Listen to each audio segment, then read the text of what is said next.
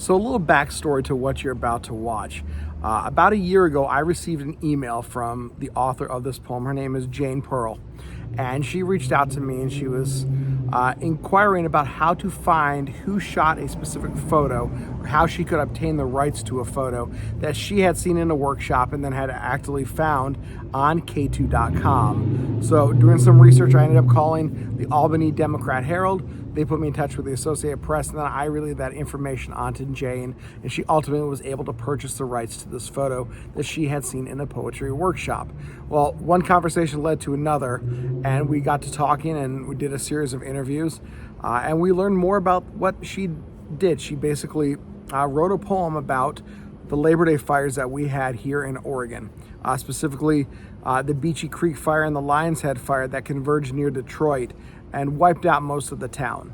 So this is my conversation with poet Jayne Pearl as she talks about the inspiration behind her new poem that was just recently published called Wild Bobcat. When you saw this photo, talk to me about your emotions. What popped into your head when you saw the photo of the burned out tricycle? First of all, I found the photo while I was searching for the photo because it had been used in a workshop during the COVID lockdown.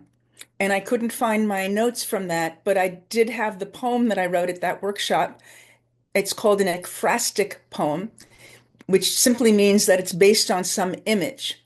And so when I submitted it to be published to songsoferitz.com, a poetry journal, I needed the photo rights and I didn't, so I went to Google search reverse image and I found it on KATU and contacted you.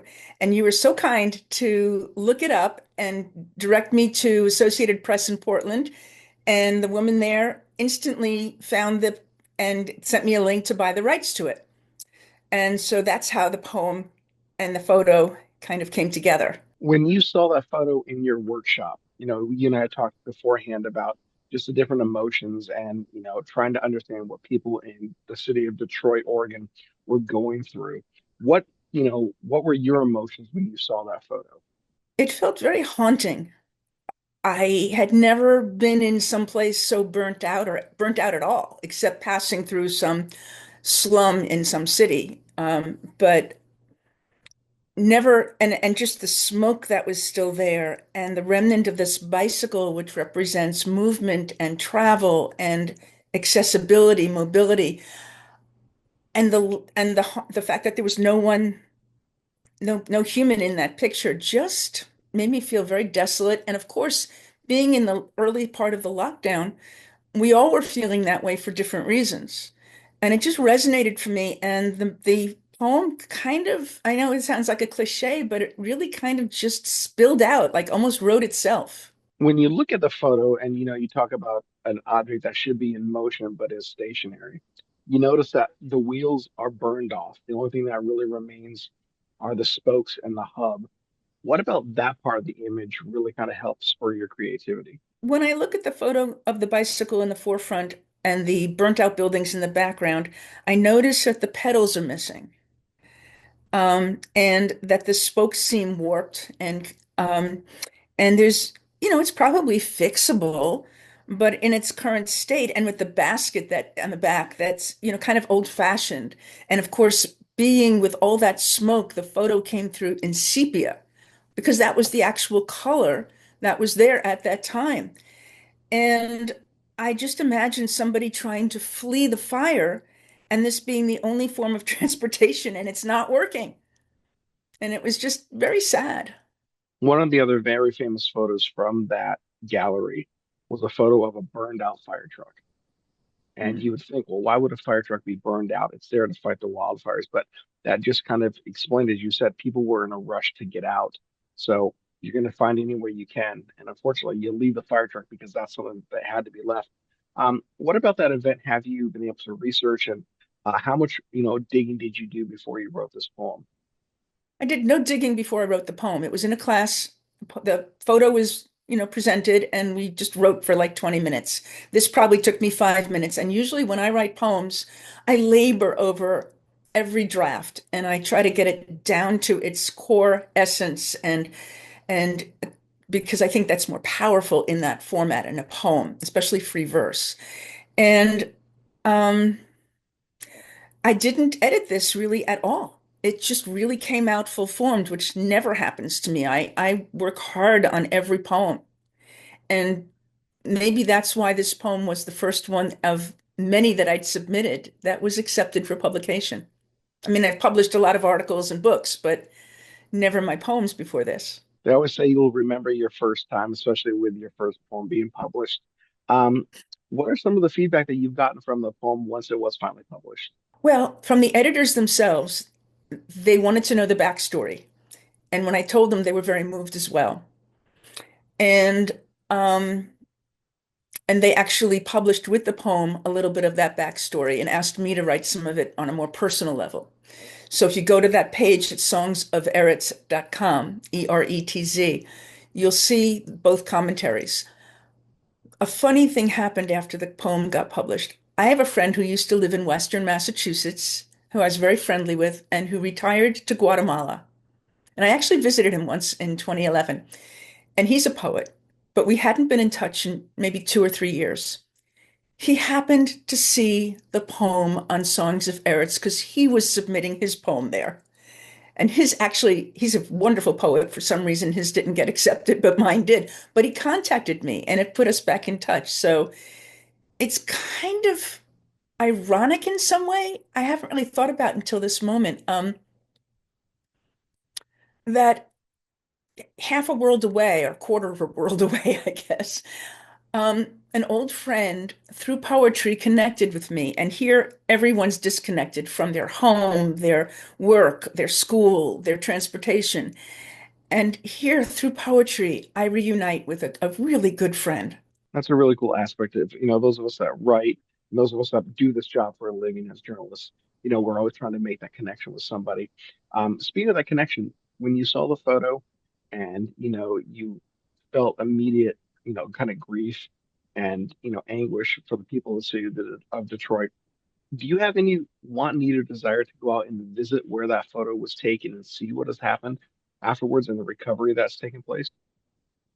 Honestly, I haven't thought about that, but there's probably opportunities to do it not too far from me because in the Berkshires, which is about an hour away from me, there were some wildfires and even closer more recently.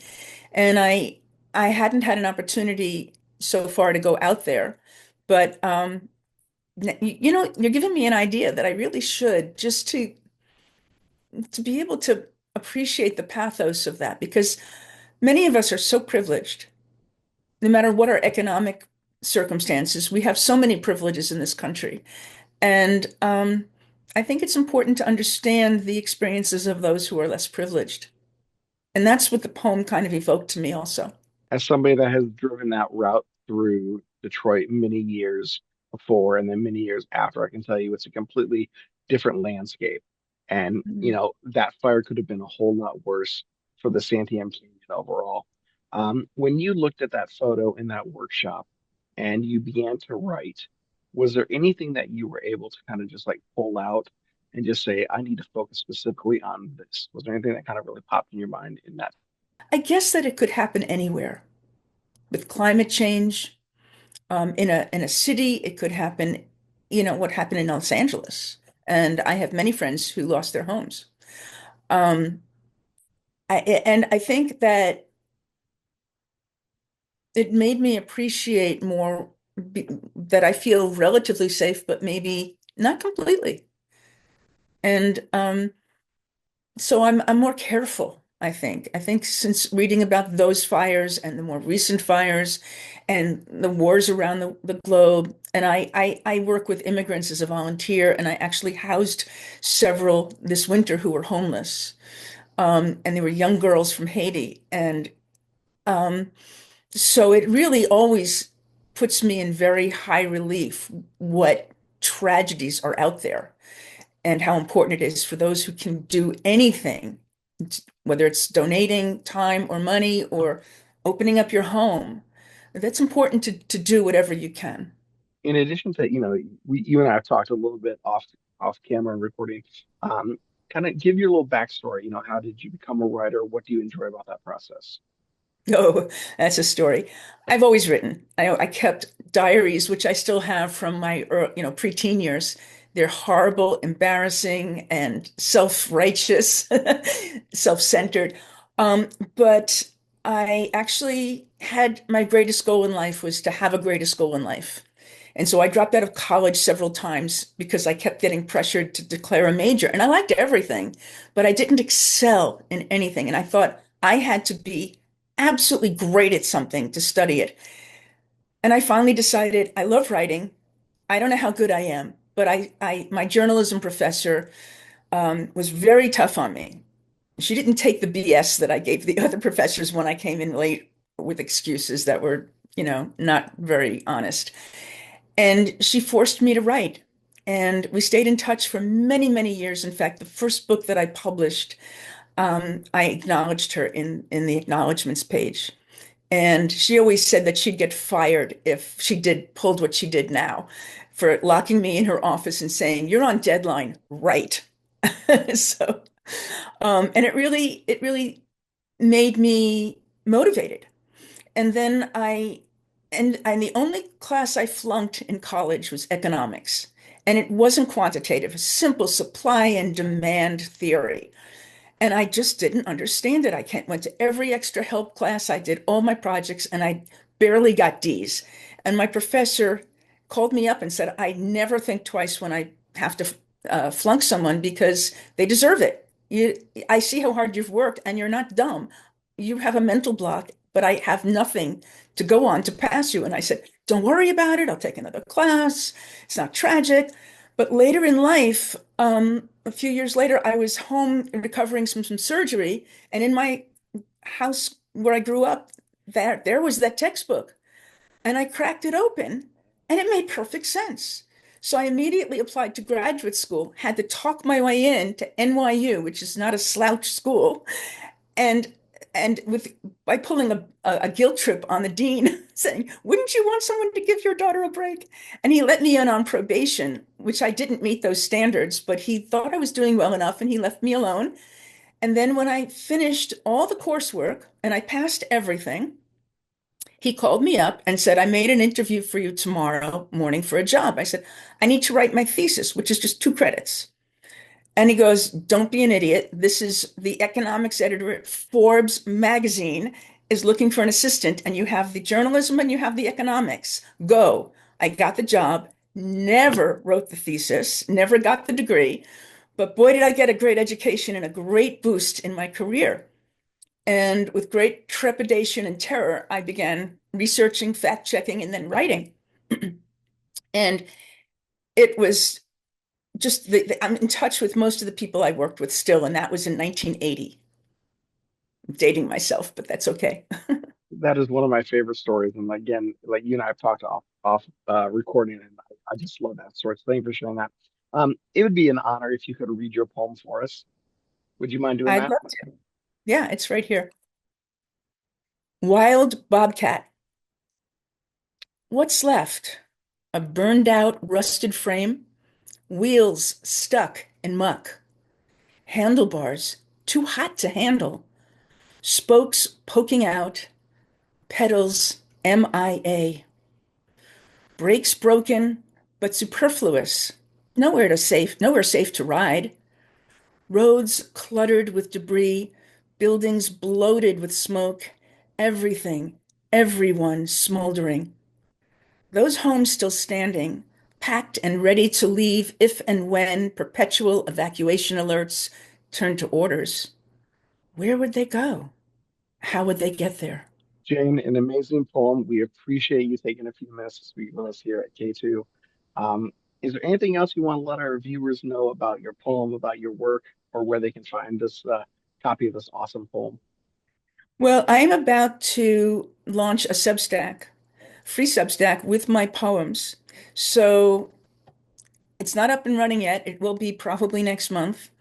And I plan to post 1 to 3 poems a week that I will read and have in hard copy.